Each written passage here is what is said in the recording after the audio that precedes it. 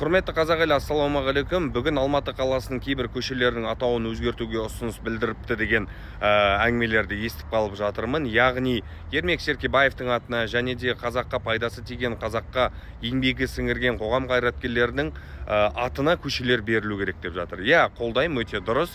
Бірақ құрметті қазақ елі, менде мынандай сұрақ бар да, мынау Алматы қаласының қақ ортасында орналасқан Розыбакиев деген көше бар. Жалпы Розыбакиев деген кім ол?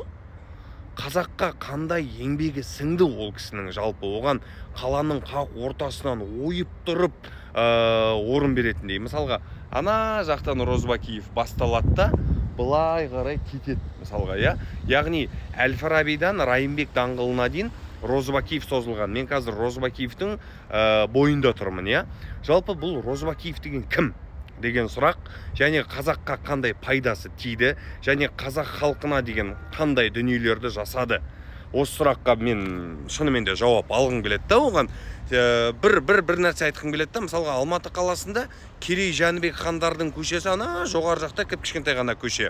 Және мынандай дүние болған, құрметті қазақ елі, Совет өкіметінің кезінде осы Розыбакиевтің қандасы Юсупов деген болған. Сол Юсупов осы қазақтың жерлерін талан-таражға салып, итке де құсқа да таратпақшы болған.